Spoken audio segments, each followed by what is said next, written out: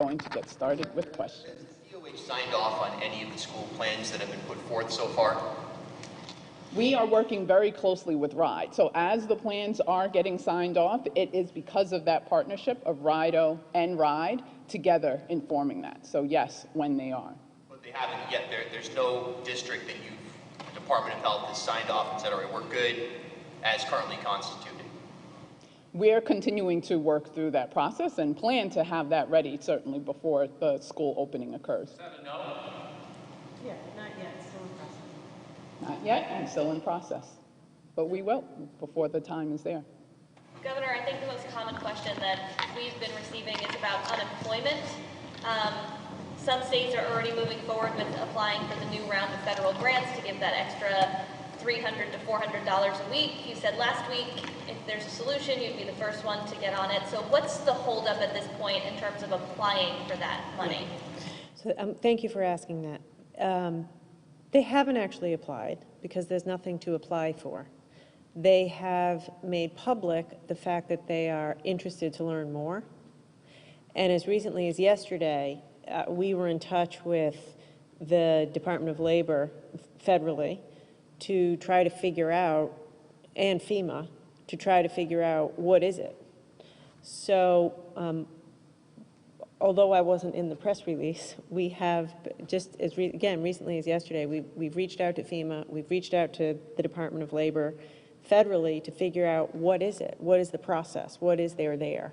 And we don't yet know how it would work, how much we'd be eligible to receive, who would be eligible. So bottom line is, I also saw that, and I, as you can imagine, try to figure it out, and they're expressing an interest to learn more, and we're all just waiting for the Trump administration to put out some guidelines around a particular program, and so we're on it, and as soon as I know more, I will let it out. I will say this, our back of the envelope calculations, if it works the way we think it might be, and again, this is from me reading what publicly is reported because there is no program, it could be a $10 million a week cost for Rhode Island, and it's not clear whether we could use our federal COVID money to fill that. So Rhode Islanders are struggling. We have 100,000 people on unemployment right now. I'm looking very seriously at anything I can do to help out folks, but there isn't really a program yet from the Trump administration. Governor Raimondo, following up from last week, we've got publications like Forbes specifically quoting FEMA that there are multiple states. One, Arizona, is actually in the process of disseminating funds from the program. There's 9 that have been approved, 11 that have applied according to FEMA, and this is where Rhode Islanders are so frustrated and confused. I have never seen the human response that I've seen to an issue at our publication as I've seen this week. Who's telling us the truth? Yeah. I can just tell you that we have been calling and trying to get information from the federal government, and at this point, as I stand here at 1 o'clock today, there's nothing specific to apply for. So maybe that'll change in the next day or two. The president suggested he's interested to use FEMA money in some way, and I hope they'll clarify it in the course of this week. Just one follow-up on that. Governor Kevin Stitt of Oklahoma announced that Oklahoma had submitted its grant application. I don't know what to tell you. We're working it. Good afternoon. How are you? Hello. I have been hearing from a lot of small businesses who are struggling with the application put out by Commerce RI. A lot of documentation. Yeah. You know, expectedly, here's a couple issues. One, that the sands seem to be shifting in terms of extra documentation, and then they change in terms of eligibility. The one thing that I had not heard was they're having to send this to a company in Minnesota.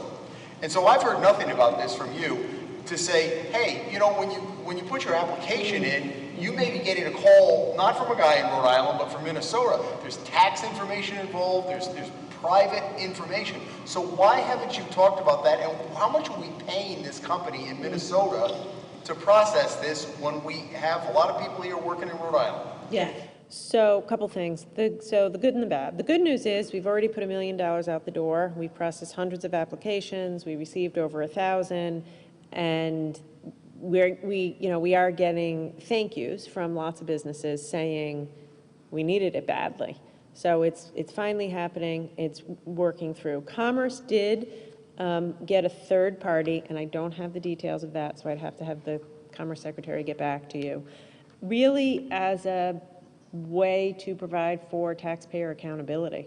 So this is a big program. It's tens of millions of dollars. We're going to have to be held to account to the federal government for how we are qualifying people before they get the money, and we didn't think that we had the staff to be able to do it. I don't know the cost. I don't know the details, so I have to get back to you. But by the way, it's what other states are doing. When we started the program. I will have to get back to you. I don't know. It would be nice to tell the businesses who are listening to this to say, hey, you're not going to be dealing with somebody at Commerce RI. I talked to somebody this morning who said, I'm getting emails at 11 at night, and that's fine, but he's just saying it's a little odd, and should I be giving them this information? That is an excellent point, and I don't think we had thought of it. So we are doing this because we are trying to learn from other states. There were like 6 or 7 states that went before us. They all had difficult experiences with it, because you can imagine thousands of companies going to apply. They are not necessarily all valid applications. So we contracted with a firm that some other states have used, and that's how we landed on this. But we should, I'll have Stefan put something up on the website to make that clearer. Governor, going to travel, what's prevented the New England states from having a unified travel policy? You could go among any state. That's an excellent question. I think we all just decided to be in a different place. I don't think it was purposeful. Every governor is having to make judgment calls on our own. The tri-state area is aligned, and Massachusetts decided to be stricter than we are. I don't even think Massachusetts qualifies right now under their own criteria, which is in no way a criticism. Like, these are judgment calls. You want it to be safe, but also I don't want to stop commerce entirely. So the whole time I've been a little ahead of Massachusetts. I reopened the economy sooner than Massachusetts, didn't close manufacturers, Massachusetts didn't close construction, Massachusetts did. I have a duty to the people of Rhode Island. Charlie has a duty to the people of Massachusetts. We're both doing the best we can. How often do you talk to the other governors about travel? About travel specific, we talk like once a week about different things, travel, K through 12, so different things. Governor, the Coventry School District is saying they're also planning to do what Warwick's doing, which is distance learning, but they're talking about they need millions of dollars for the state to improve their air quality. But at the same time, I believe they're getting $850,000. Could you address these schools that they think they need millions when in Coventry, I think they told Channel 10, they could have everybody in tents for $160,000. Why aren't they exploring that? They should. In fact, we should call them and ask them why they're not, because I think that that's a good idea. Listen, clearly, teachers and students deserve good air quality. No doubt about it. There are many ways to skin that cat. One way is with a very expensive new HVAC system, and that would be terrific if they had the money. There's many other ways, as you just said, outdoors, air purifiers, much less expensive, airflow, outside with a tent. So I don't know every single school, I don't know every single building, it's different for every building. What I do know is what I said at the beginning. We owe the children a duty. I don't see how you could say now, a month and a half before school, that it's not possible. Try a little harder, is what I would say, because the children deserve it. You said last week that Warwick had thrown in the towel, and there was a lot of uproar about that. Do you want to just touch on that? Since that time, they have been in greater contact with the commissioner's team and are being collaborative, which I appreciate. Let me say, this is really hard. I didn't mean to be cavalier in throwing in the towel. This is incredibly hard. It seems insurmountable. Well-meaning people are looking at, oh my God, how can I get this done? I think you can do it. And I'm just asking you to try harder and be more creative, which is what Warwick came back and they're now doing. Just one more question on this. For the schools that are going to do distance learning, do the teachers go into the classroom and zoom out from there, or do they just do it from their home?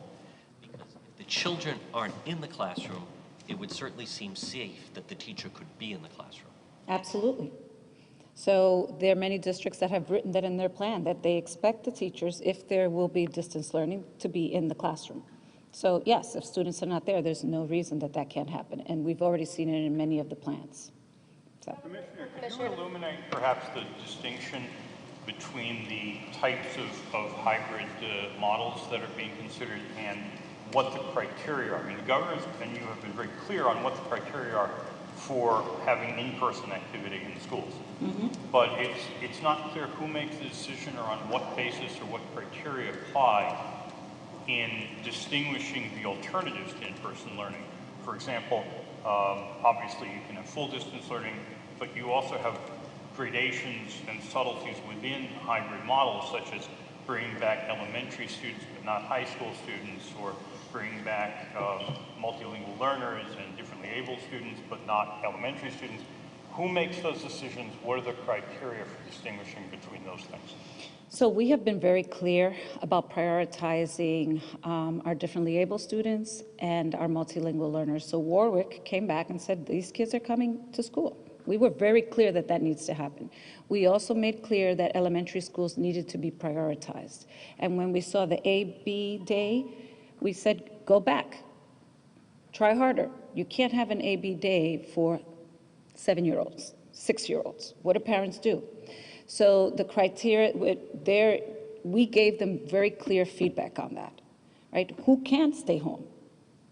Who can come in and who doesn't? Who needs lunches? Like, this is very complicated. So we have been giving clear feedback on that, and the plans that are coming back are reflecting that. Then there's the other challenge of what does distance learning look like, right? Is it the same model that we have? It can't be, right? We did that very quickly. It has to be more in depth. And we also have, as a state, we're putting together a statewide model for the kids that are medically fragile. We're going to be paying for that. And also, I think the other piece, that districts that'll have maybe 2 or 3 parents that don't want to come in can also be part of the statewide model. We're looking for options. We have been very clear that that's very important. But what we don't want to see happen is asynchronous, which means that it's pre-recorded the entire day. We heard a lot about that. You guys brought it to my attention, many of you. So that can't be it. We can't have, everything can't be a struggle. Right? So we need to come to a place where we figure out what's best for the kids, right? So I don't know if that answered your question. Well, my main question is, who makes those decisions? In other words, who has the authority to do that? If a school district says, we're going to do it this way, do they have to get approval from RIDE, and to what extent would RIDE say, no, you can't do it that way? Well, I think that every community is different, so space is an issue. If they're following the rules and making sure that they have the distancing, they have the masks, it all changes based on what mitigations are being put in place. Some, like I've said before, some districts have tents. They're going to be outside. So it all depends. Those school districts can bring back more kids. What we have been really firm on is that those 2 populations and the younger kids need to be prioritized. That is really important to us. On the idea of tents being outside schools, Governor or Commissioner, this could be for you. Is there a concern there for safety, first of all, because we have all of these safety mechanisms when it comes to our school buildings? And also, how long can we go with that when it comes to a New England winter coming in eventually?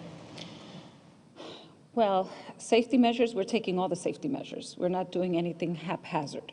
So I feel pretty confident that when those tents are being put in, that those measures are being put in place. How long?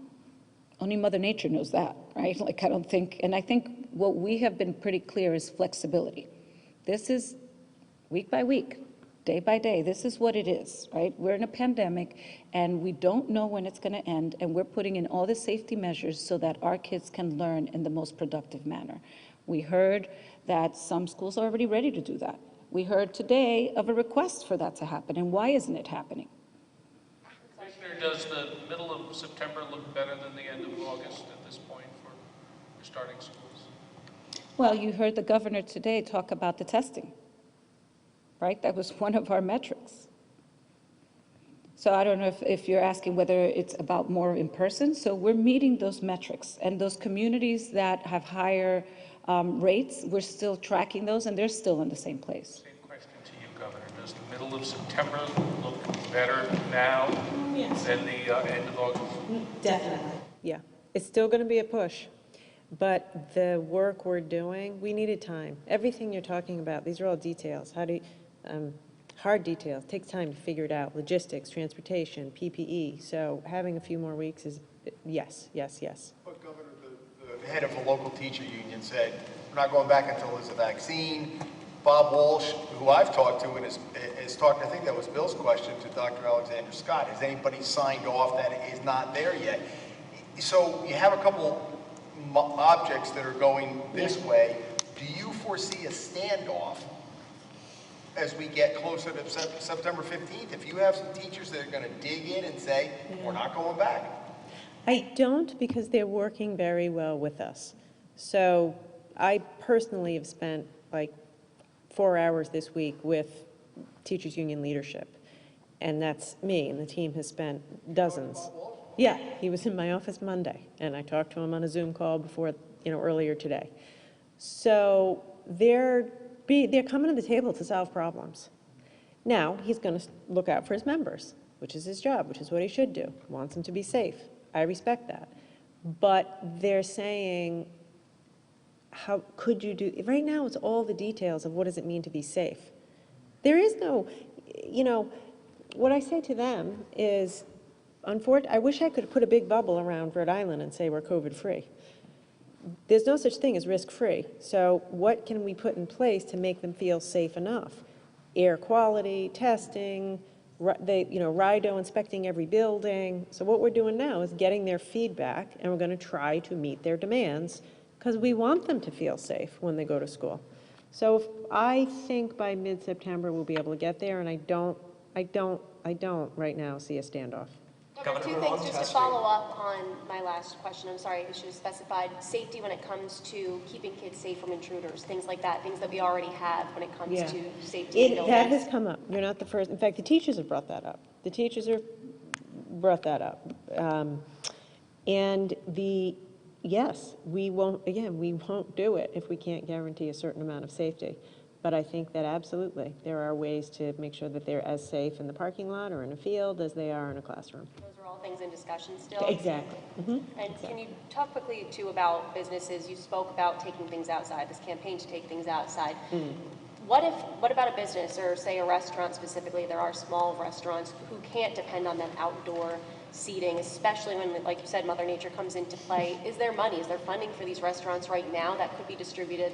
And what about that situation where they can't depend on that outdoor business? So a couple things. We're going to try to work with the municipality. A lot of times they can't go outside because there's nowhere to go. So we're going to work with municipalities to close more streets, close more sidewalks, make more space available so they can go outside. It won't work for everybody. It'll work for some. But this is what we were just talking about, what Hummel was talking about. We've earmarked $100 million to put out the door to businesses in small amounts of money, $10,000, $15,000. So far, of the 1,000 or so businesses that have applied, very many are restaurants. They're exactly who you would think. Restaurants, hairdressers, small retail shops. It's the folks who are most struggling. So yes, we're trying to get that money out the door. Governor, what did you think of the calamari comeback last night? I loved it. Go Joe McNamara. I think he did a terrific job and made Rhode Island proud. And could you just touch on, from what I understand this evening, you're moderating a panel of female governors. Mm-hmm. What's the topic, and just touch on that? It's just exactly that. Many of the women governors are firsts, first Latina governor, first woman governor. Just, what's it like to be a woman in government, kind of a discussion. The New York Times said you dazzled them in your interview with the Biden people. What was your reaction on that? No comment. Why not be proud of that? that? Shouldn't we be proud if you're being considered on the national stage? Next. Governor, on testing, we've heard from people who've had to wait hours in line to get a test or days to get an appointment. On the other end, waiting weeks, sometimes months to get results.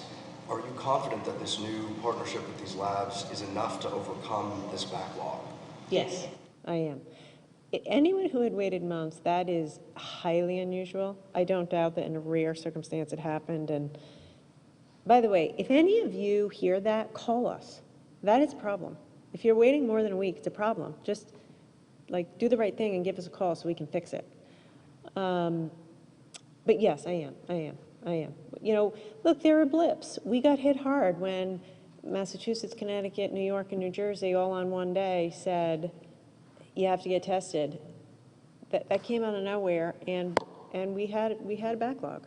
So now we hustled, we're in better shape, and I do think we're in good shape.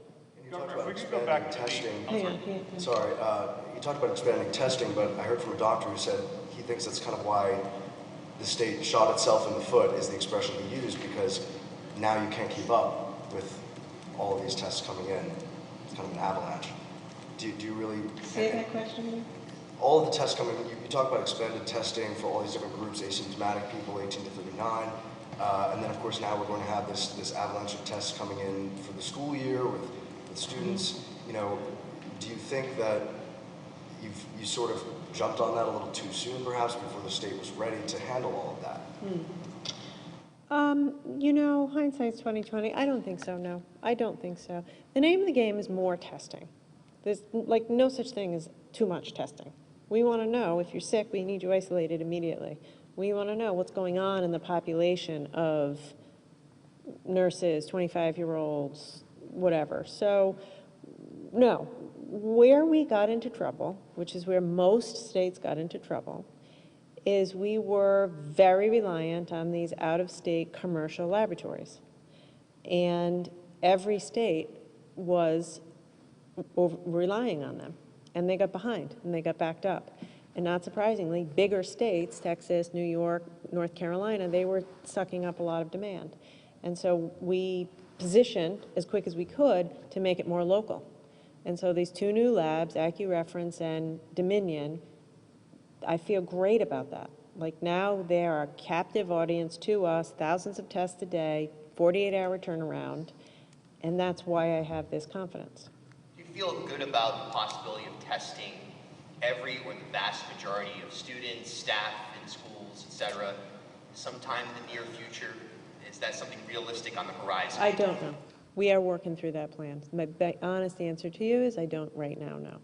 Governor, I'm sorry, Governor. Yes. To go back to the unemployment insurance issues, we talked earlier about the federal matters, but within the state of Rhode Island, the DLT website for recertification every week tripled or so the length of their questionnaire. It goes to a second web page. It asks questions that people are confused by, such as, are you seeking work when you're hoping to go back to work, and so on.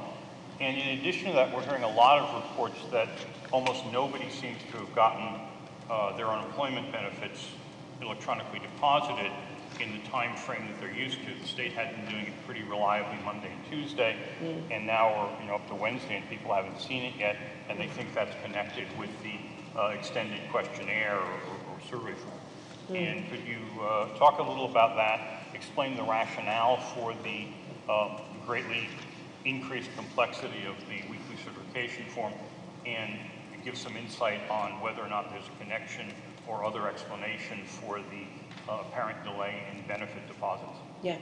So the answer to your first question is to protect against fraud. Unfortunately, Rhode Island was the victim, like numerous other states, of fraud, cyber attack.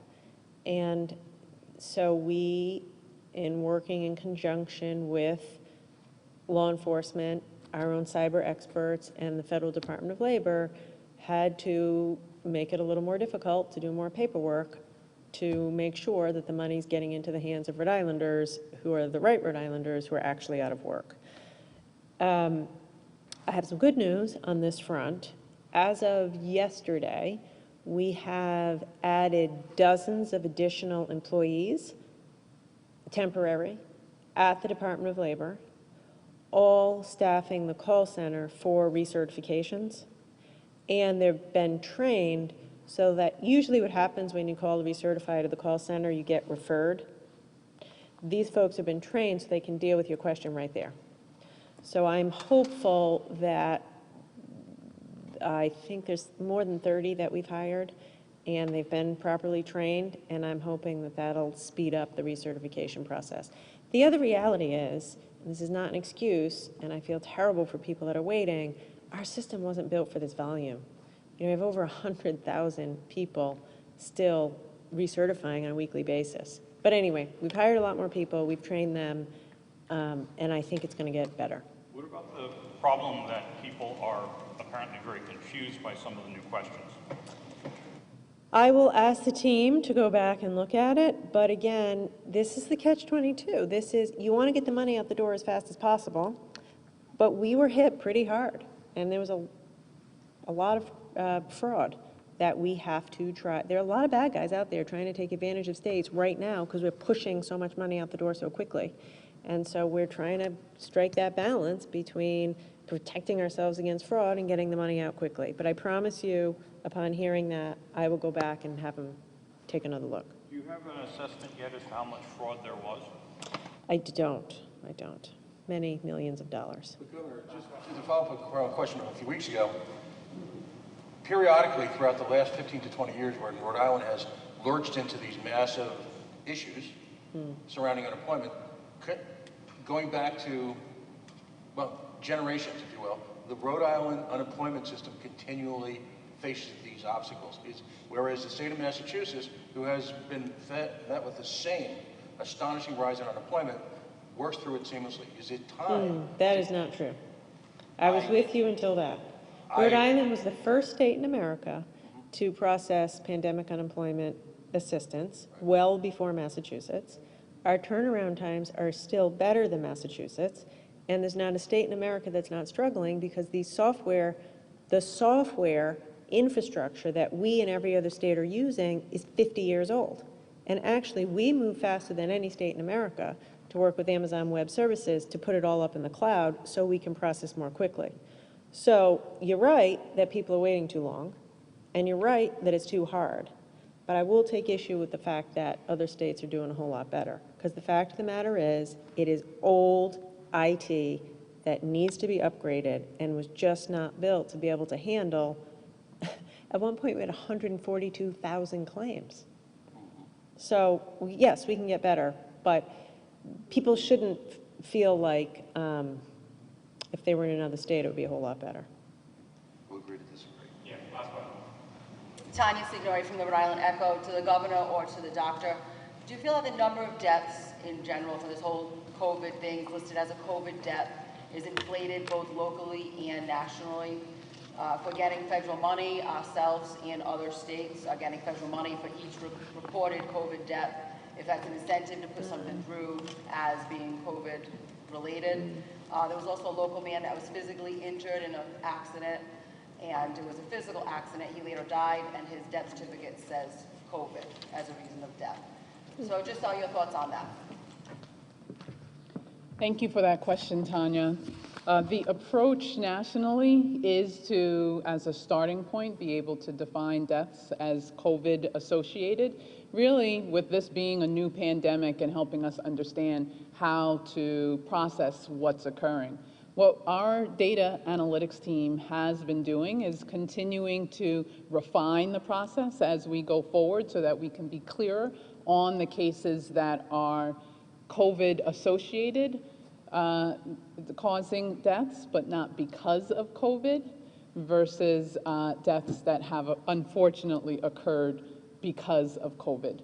What we're seeing as of now is the majority of cases are deaths that have occurred because of COVID, but we're continuing to develop the process for determining when it's associated but not necessarily caused by COVID. There is no attempt at all to use it as a way to get additional funding, because we know that it's not connected to that, and we are in line with how people across public health in the country are describing these unfortunate deaths as we continue to learn more.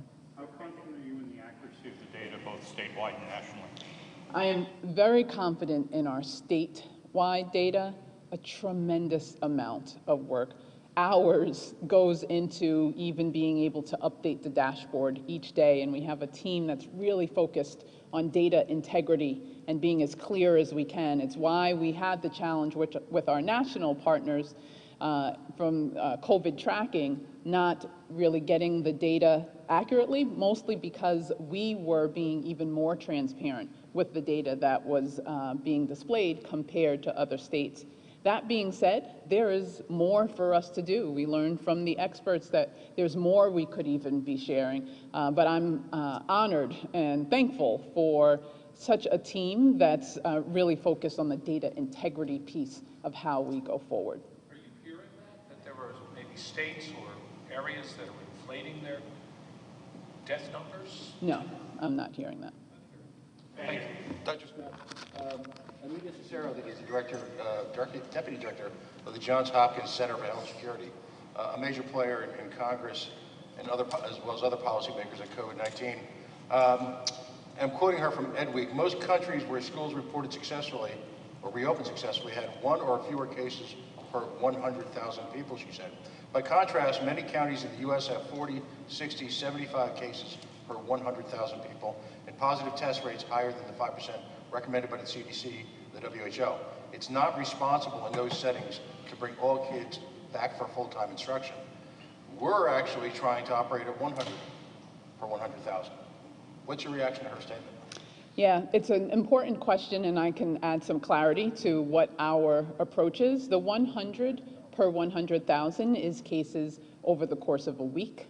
The daily level is 14 per 100,000, and it really takes into account the unique specifications of Rhode Island. We are among one of the densest states in the country. If we were to take a community like Central Falls, it would be just one case per day that this would apply to, and we have a system that's set up to meet that capacity more. As the governor shared, our percent positivity as a state is at the number that Dr. Fauci shared yesterday, is green, and shows that as a state we can go forward. And what we want to be able to do, working closely with the Department of Education, is really understand what's happening in the communities where it's higher, see how we can deploy resources more strategically to those areas, and continue to work closely on keeping the cases under control, knowing the strength of the case investigation team that we have to monitor it. So the numbers we chose were thoughtfully done. We'll watch it closely and reassess as we need to, but they were unique to our setting in Rhode Island.